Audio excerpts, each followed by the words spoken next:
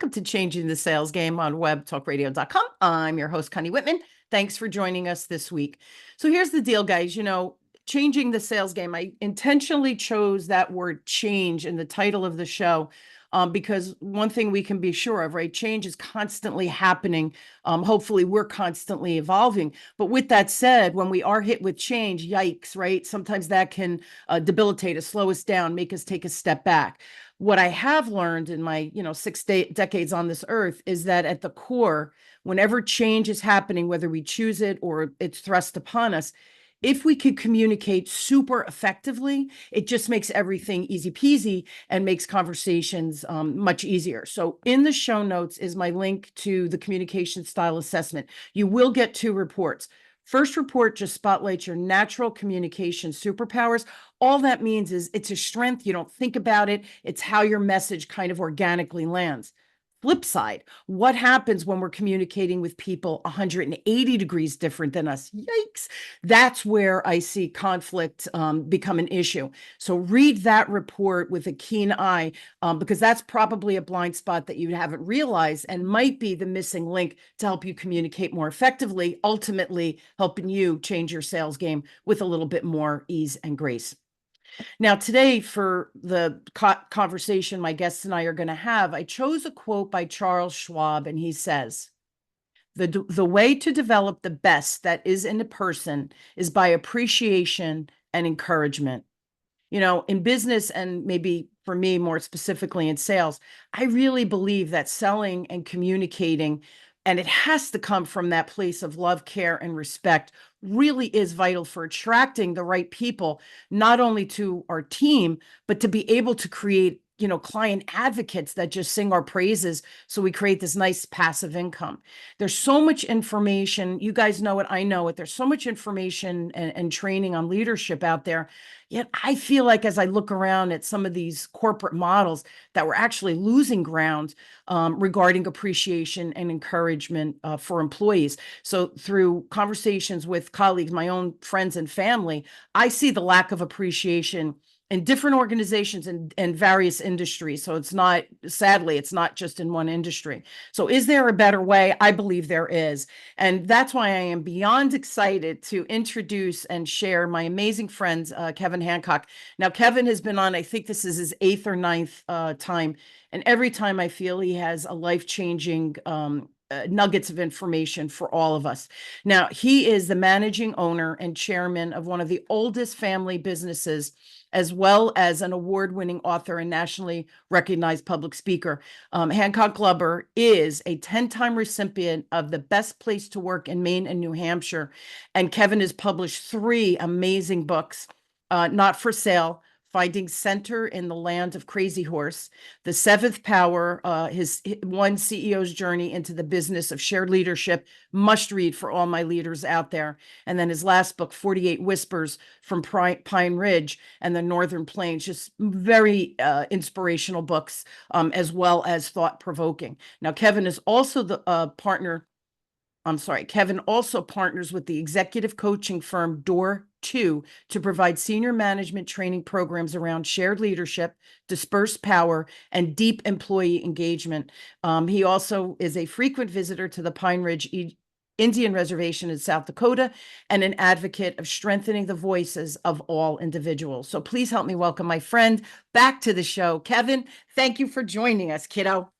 Connie, hello there. I'm so happy to be looking at you and to be back on with you. Thanks for having me back.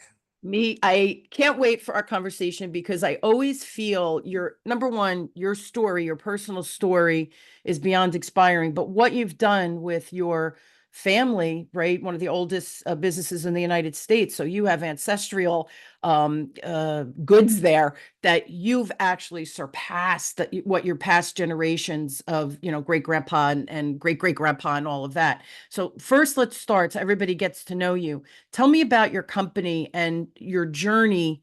Leave it at that. I'll let you answer the way you want, but tell me about the company first.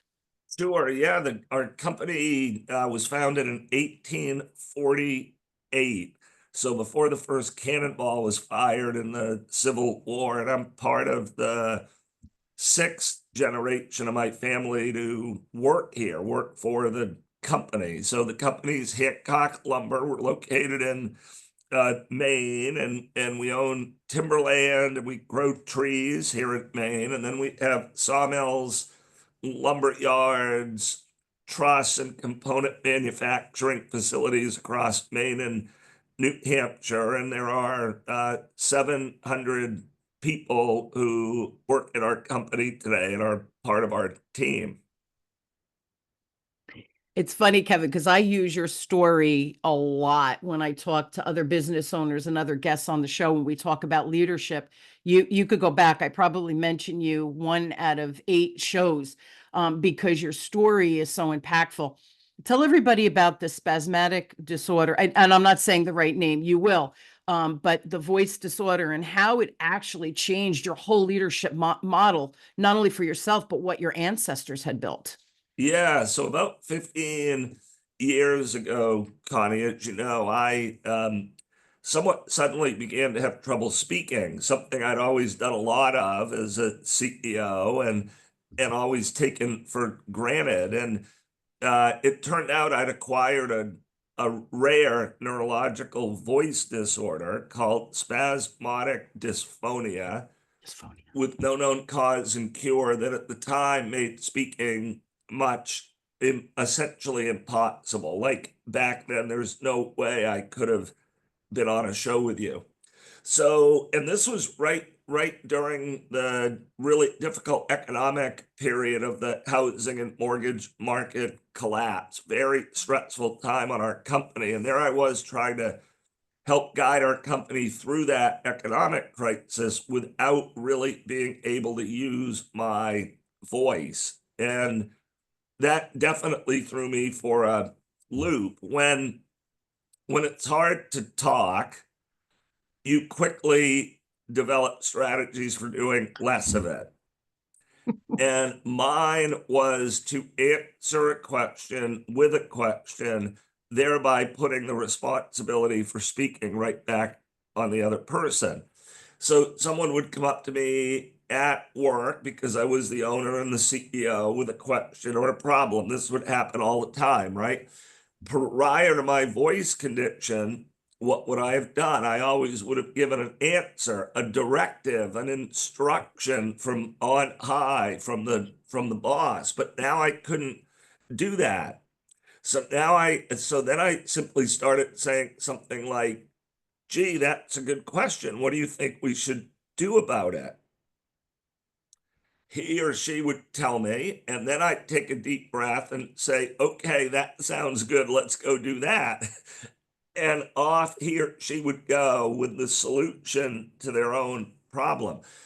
Now, at first, I was just protecting my broken voice in those exchanges. But after literally hundreds of conversations like that, something really beautiful and transformative struck me, Connie, and it was this. People already knew what to do. Like they already knew what to do. And they knew what to do better than I would know what to do because they knew their part of the company better than I knew their part of their company. So then I got really curious, why were they asking? If they already knew, why were they asking? And my conclusion was that is just the long historic trail of the traditional power to the top leadership model that is ingrained in our work culture. And that really transformed the way I thought about leadership. And I said to myself, well, maybe in the 21st century, great leadership is about dispersing power, not collecting it. And it's about giving other people voice and helping other people feel trusted, respected, valued, and heard. So out of that unexpected health disorder came a transformative view for me about how I thought about leadership, management, and the way to run and guide a company. And essentially that put us on what's now been a 10 or 12-year course of really trying to become an employee-centric company, where our first focus is giving voice and power to the people who work here, and using the place of work as a platform for them to come into their own voice and power.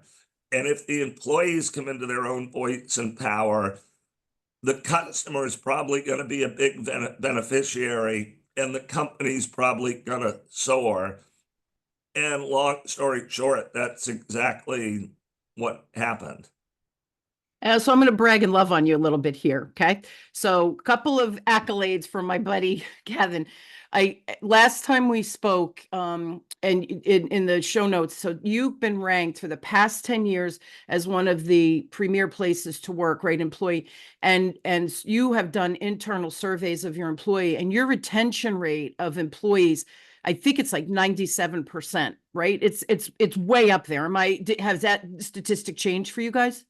Yeah, no, just quickly, that's about right. So when we take our surveys today, Gallup will tell you that nationally, only about 33% of American workers will define themselves as engaged Yeah. by their work.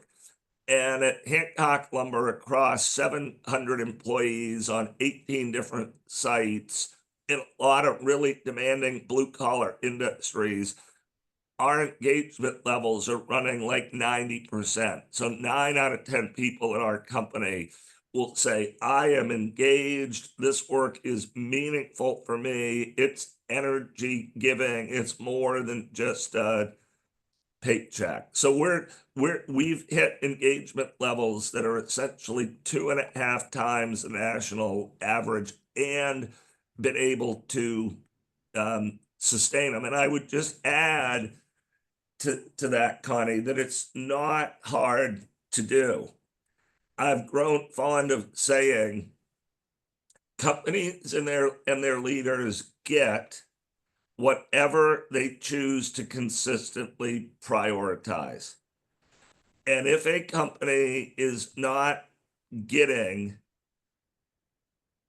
a highly engaged workforce, it is only because the leaders of that company are not consistently prioritizing that objective. We made the employee experience our number one priority. I stood up about a decade ago in a room filled up near Portland, Maine, with our biggest customers in Maine.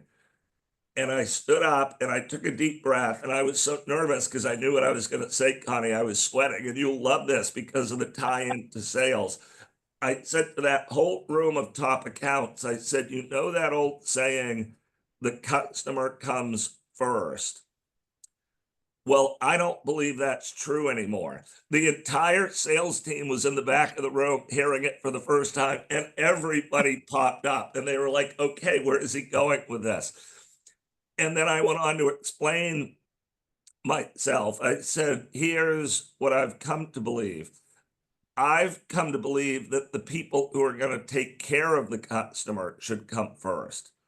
And if a company put its focus there and did a world-class job taking care of their employees, those employees will then take world-class care of the customer. Absolutely. And to tie this into sales, our customer base has really deeply embraced that cultural commitment on our end, because our customers are working every day with our employees.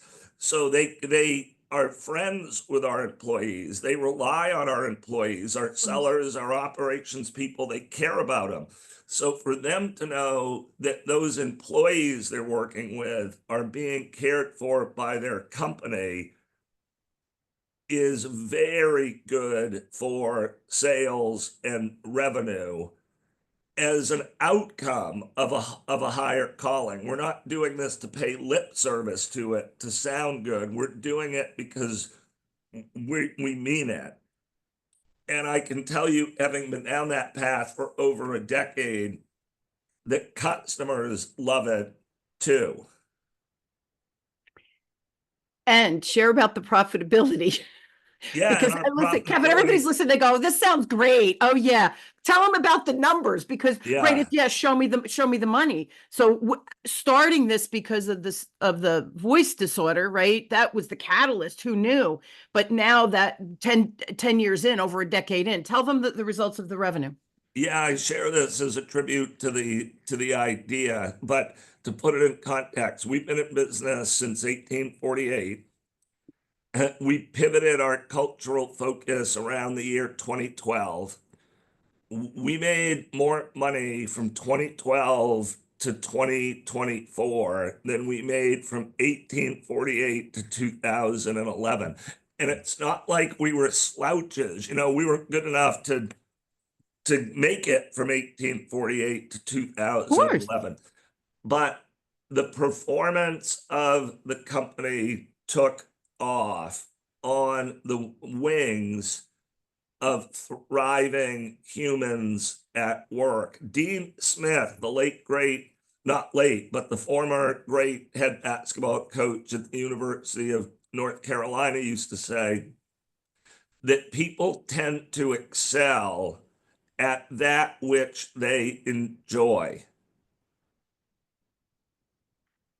makes sense. It's got the quiet ping of truth to it, right? Yeah, But yeah. somehow we've convinced ourselves that ideas like that should be checked at the door when we go to work, that work needs to be a slog, that it needs to be draining, that it needs to be stressful and hectic and uncomfortable and unfulfilling. And if you step back and look at it, that makes no sense. Right? Like organizational excellence requires thriving humans. You can't sustain organizational excellence in the 21st century. This is not the Industrial Revolution we're talking about. You're You right. cannot sustain excellence in the 21st century without thriving humans within the organization. And if I might add, this has been validated. Now that I've gone down this road, you just run into the data that supports this. So Gallup, the global leader in workplace polling and surveying, can summarize today the entirety of their learning in this simple 4-step formula. The number one key to corporate success is customer engagement. The key to customer engagement is employee engagement. The key to employee engagement is, it's such a low bar, is one or more meaningful conversations a week with your supervisor. But this is the kicker, the fourth learning. The definition of meaningful is, according to Gallup, 5 or more minutes about you. So and that's so simple. This is like what we learned in kindergarten, but we somehow convinced ourselves it didn't fit in the rough tumble, all focus on business, check love and heart and care and grace at the door when you come to work. And so Yeah.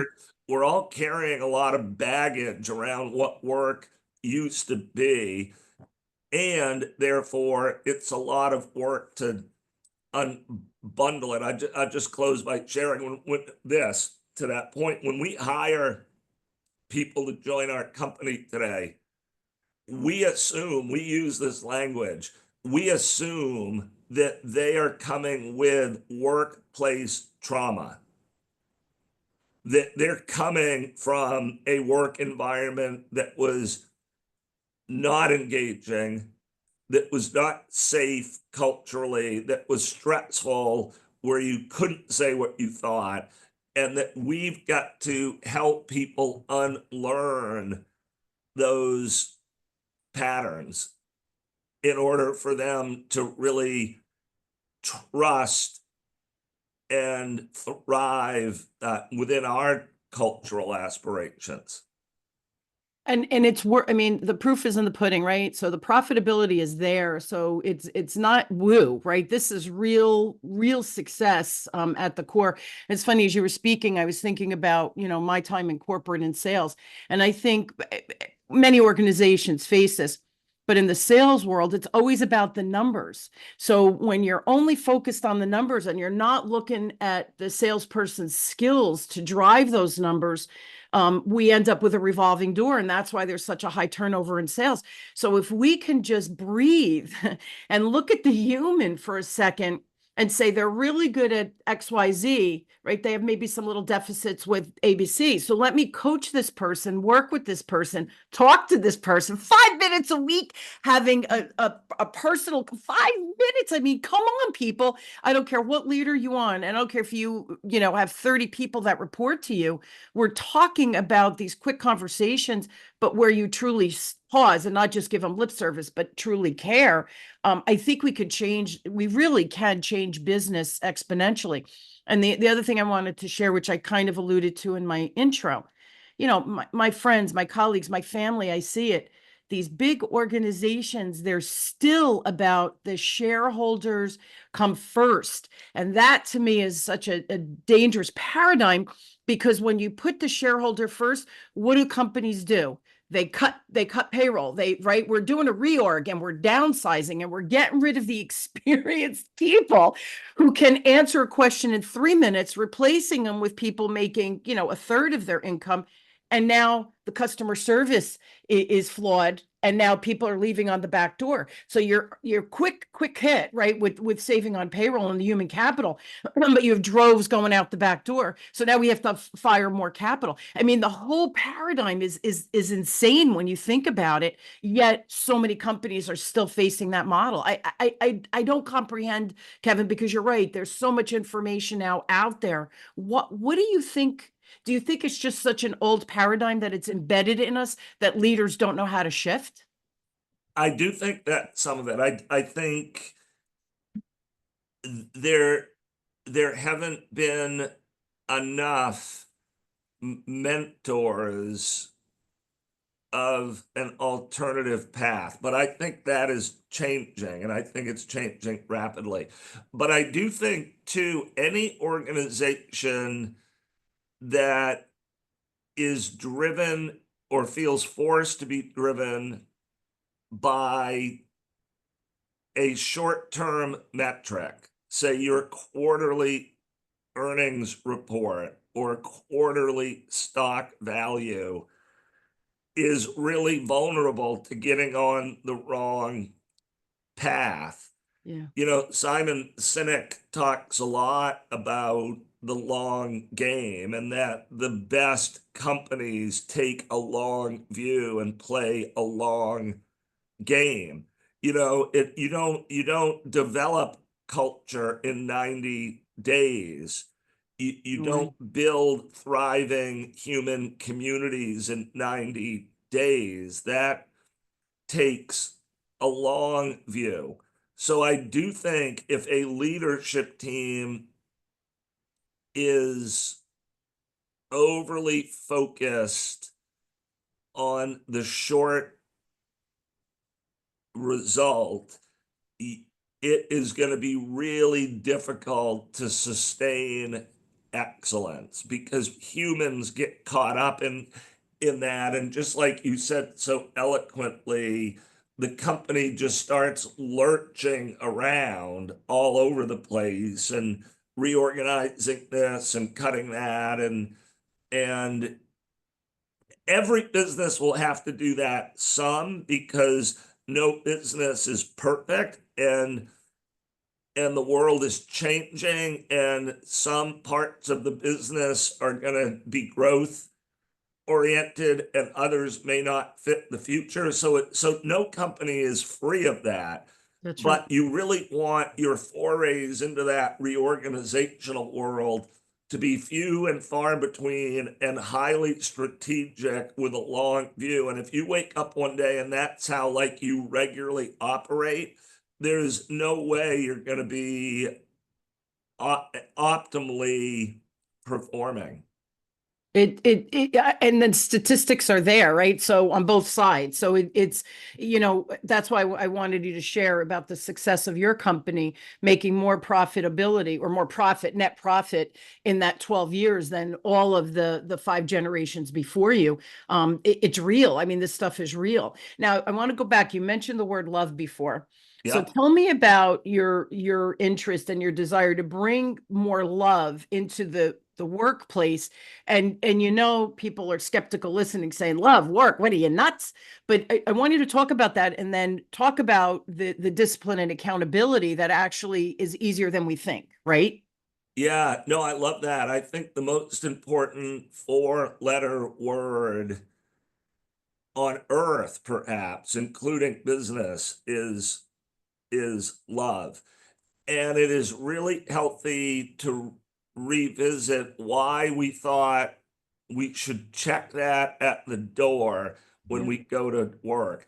My favorite simple example that we all can relate to in one relationship or another is a parent to a child and what that ideally would look like. That relationship would be love based. And yet, and because it's love based, it would also be highly accountable, right? So you can love your child to no end, and there is still accountability. There's discipline. There are best practices. There are ground rules. There are values we're not gonna break. So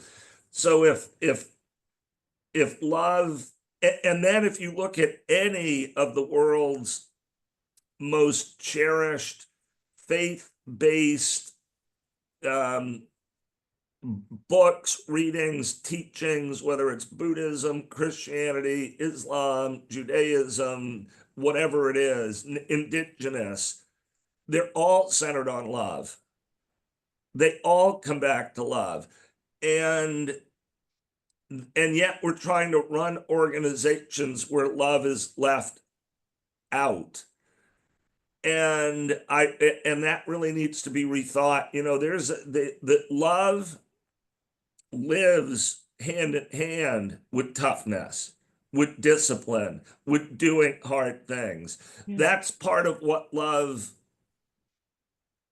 brings forth. If you love your organization, if you love your company, if you love the people who are a part of your company, you're pushing for your collective best is love based because you know what they're capable of and you want them to thrive. And so I really have been intentional about that word and using it, but talking about what it means when we use it in the place of work. It goes hand in hand with accountability. And even Yeah. the toughest things we need to do at work. Let's say someone needs to leave the company. That done right is a love-based act. If someone in an organization is consistently not thriving, not excelling, not soaring, not feeling like their best self, it is a disservice to that person to allow that to go on in perpetuity. Yeah. And you can bring love into the room when people are leaving the company, and compassion. And there is accountability there, right? There's a moment where that person is being told she or he is going to have to leave. And that is a really critical time to show love and say, but this does not mean that you aren't going to thrive somewhere else. It doesn't mean that there isn't a lot you've given to this company. It doesn't mean there isn't a lot you can learn from your time at this company. And it doesn't mean that you're not an amazing human. You are innately amazing. And because you're innately amazing, it doesn't make sense for you to languish here just because you're already here. So, in that one little example, you could see where you could take one of the toughest things that has to be done at work, which is telling someone they have to leave, and do that with love. And then when they leave, to follow up with them, to keep in touch with them, to root for them, that everything hard to do is done better with love than without it. And we could go on and on about sales as well, right? When you get a no, when you have to say no, that all of that love-based communication could help the most difficult sales or management situations. I agree 100%. And as you were speaking, I thought of, I teach coaching, and on my last slide, I have like a danger sign, and it says, when does coaching stop? Right. So one is disciplinary. At some point, the employee just isn't going to do what we need him to do. They've checked out more than not. Right. So you go down disciplinary. The other one I show is counseling or consulting them out of the job. And I had one young lady who shared, she said, Con, it's so funny you say that. Had an employee, kept sending her back through training, did not have the capacity to do the job. It just wasn't their zone of genius. So every 2 years was jumping, ironically, going to the same industry, looking for another job. So this poor kid was, depressed and, knew she was going to get fired again. They had her on warning again. So this manager had the thought process of, well, wait a minute, you're not good at this. I know you're looking for the same kind of job elsewhere. Why? So she approached her and she said, I've been coaching you, but I think here's the real situation, laid it out, said, let me help you get your resume together. Let's help you find a job that's behind the scenes. You should not be client facing. Not that you're not a lovely person. It's just not where you're comfortable and where you thrive. Ended up helping her find like a data entry kind of more processing job. Mm-hmm. The kid left because she needed to work, right, to make money. Left, thriving, got promoted and promoted and promoted, was living her best life. And her and the manager, of course, kept in touch. So now this manager is sharing this with me. And she said, Con, she would have been 2 years at another job, 2 years at another job, would have had a miserable life, would have thought it was her, would have not built confidence, the whole, repercussion of that. And she said, she's doing amazing. Like she's running the joint now, 3 or 4 years in. It's our responsibility as leaders to see the strength, but also to see the strength in people. So to either help them opt out and, like you said, have them leave, but have them find the path of what they really should be doing. Instead of surviving, they should be thriving. And you keep using that word thriving, which I like as well. Yeah, right. It's about raising the expectations of what work should be. Humans should thrive at work, and it's not okay to spend decades in something less than that. We Yeah. don't need to settle for that, but it's really again about setting your sights on what the expectations for work should be. It should be meaningful and energy giving, not stressful and draining. I saw more Gallup data the other day. Think about this and why love is so important at work. I saw some Gallup data the other day that was showing that essentially 50% of all US workers experienced a high level of stress at work yesterday. 52nd stat, nearly 50% of all American workers self-describe their overall life wellness as either struggling or suffering.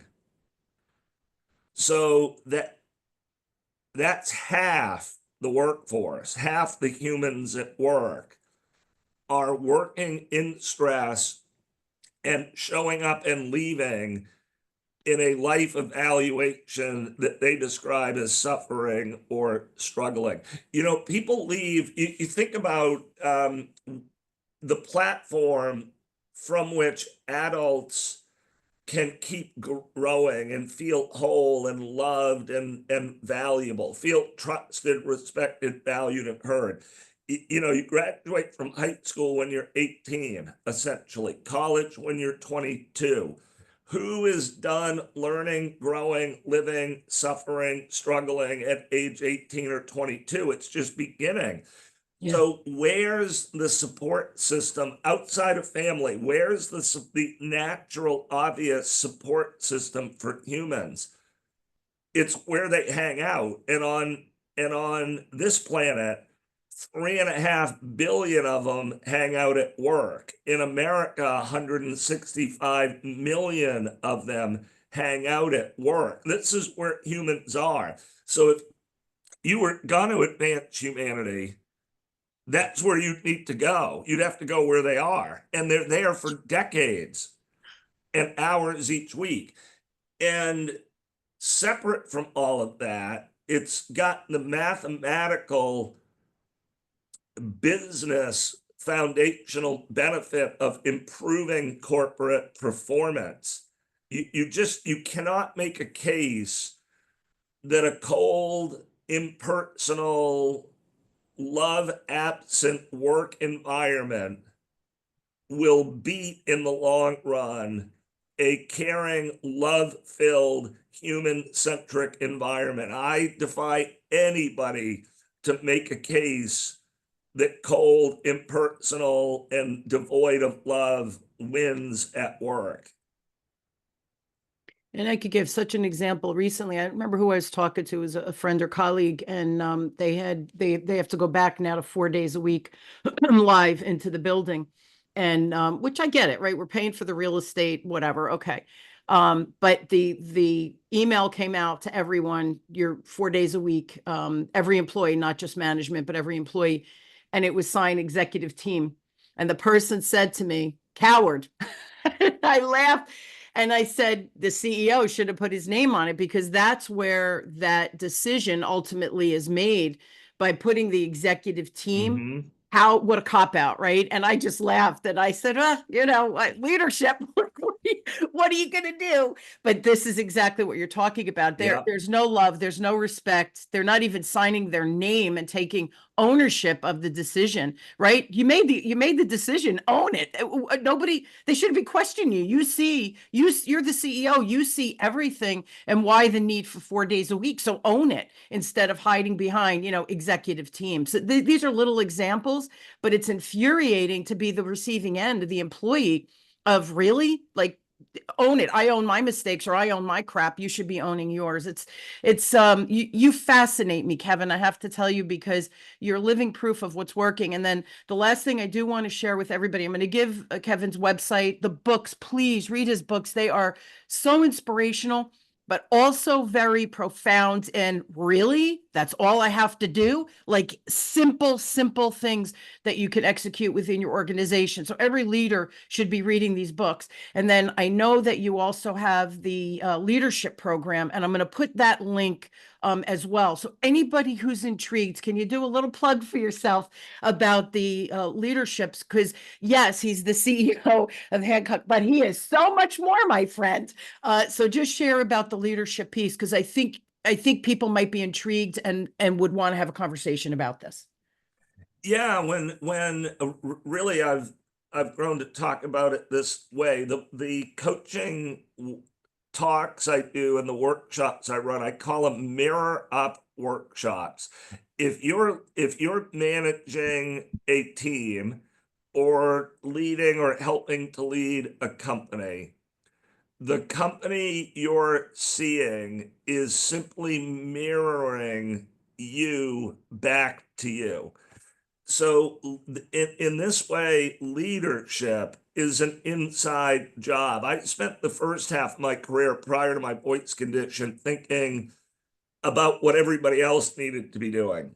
and I only got very average, marginal, okay results. Since my voice condition, I spent 90% of my time thinking about what I need to be doing. My favorite quote along those lines is Gandhi's iconic quote, become the change you wish to see. So, Yeah. whatever it is you want your company to be that you don't think it is today, the focus is on you to become it. And when you become something different as a leader, that will ripple through the entire team. And the workshops that we do, which you can find on my website, are different in that way. They're mirror up workshops where we dare to envision what our lives and leadership careers and companies could be. And then we put the focus on ourselves to become the change.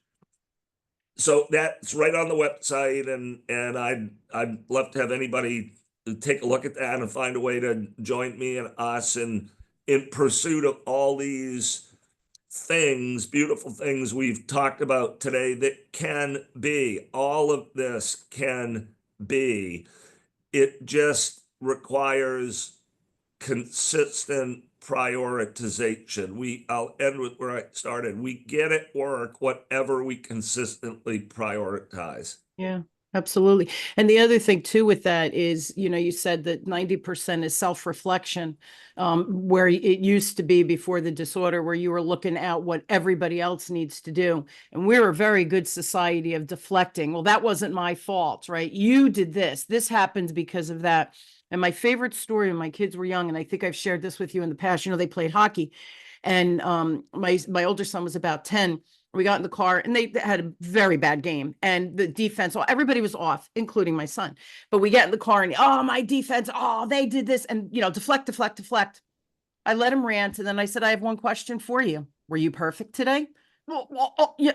And I said, 3 goals went in, whatever it was. And I said, were they all good goals? Well, the first 2 were good goals. I go, what about the last one? And he goes, my angle was off. I said, then to me, that was your best goal that you went in, because Yep. you're never going to make that mistake again. But I immediately, that deflection, I taught my kids, you're not perfect. Do not deflect. You're not the coach, right? So shut your mouth, do your job. How can you get better? That's all you should be focused on. Let the coach focus on the rest of the team and making them a cohesive team. So that's exactly what we're talking about. But we're really good at deflecting. Our kids are really good at deflecting. We go and we save them from the teacher, right? I don't know if you had this when my kids were young. Oh, I have this teacher. Everybody says they're bad. Mhm. Too bad. In life, you're not going to always work or report to people that you love. And ultimately, Kevin, at the end of the year, they're like, that was the best teacher I've ever had. So you got to form your own opinion, but you got to take ownership as well, and then lead from that, again, that self-reflection. I love that 90% is self-reflection. It makes so much sense. I love those stories you just shared. All those stories you just told to me were great examples of love and accountability live in the same room. That's right. That's They're right. not, they live in the same room. And so if you want accountability at work, you need love. I And agree. yeah, it's no different than in your car with your boys after a hockey game. Yeah. It's so simple, and yet we forget because we protect. And by deflecting and blaming others, you're really not protecting anyone. We're never taking our own accountability. And I think that's also that's another whole conversation. But guys, Yeah. here's the information for Kevin. Please reach out. Website is the business of sharedleadership.com. The books is resource and books. You'll see it. I'll put that link in the show notes as well. And then I'm also going to put the leadership program. I'll put all those links, but literally you can navigate no matter what you're looking for through the main website, which is the business of shared leadership. Kevin, excuse me, as always, just such a joy and a pleasure. You're still one of my favorite people in the world, because you live and breathe what you teach, and you hold yourself to that high standard. And I think that we all can learn from that. So you always inspire, our conversations always inspire me. I'm like, oh, what do I need to reflect on and get better at? Well, I feel the same way about you, Connie. You're an amazing human. I love the curiosity you bring to this world. I love the growth mindset, and I love the enthusiasm. You're contagious in the best sense of the word. Your personal energy is uplifting and contagious. So anytime I get to be on this show with you, I'm like, yes. I know you've never said no to me.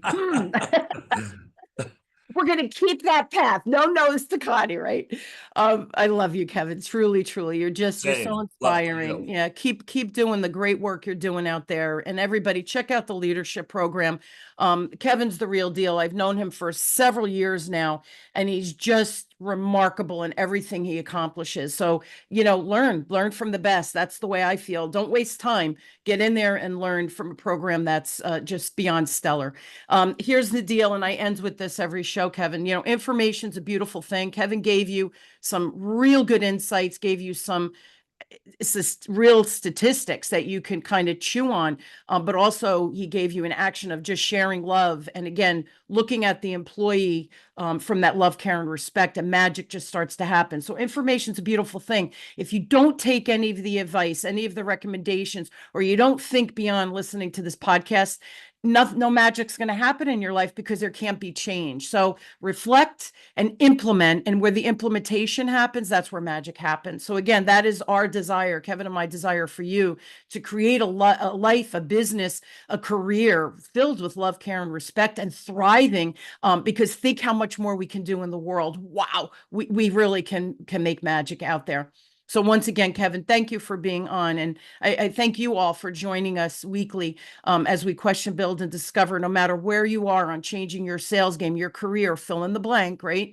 My guests and I do hope, or we do hope, that our ideas and strategies help you move the needle to just make life a little bit better. I heard a quote recently.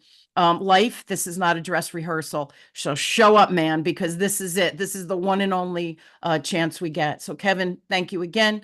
Thank you all. I love you all. Thanks for tuning in, and we'll see you next week, everybody. I'm Kevin Hancock, chairman and managing owner of Hancock Lumber, and we just recorded another great episode of Changing the Sales Game with Connie Whitman, and our focus was bringing love into the plates of work. And I'll share this simple thought with you. Love is the cure. You are love. Therefore, you are the cure. Love only exists embodied through us. Life-changing episode, peeps. If you're a leader, you got to listen to the show. The resources are remarkable. Kevin's stories are, you'll be hanging on every breath. Trust me on this. Please listen to the show. Freaking amazing. Kevin, as always, I love you, my friend. I love Thanks you again. too.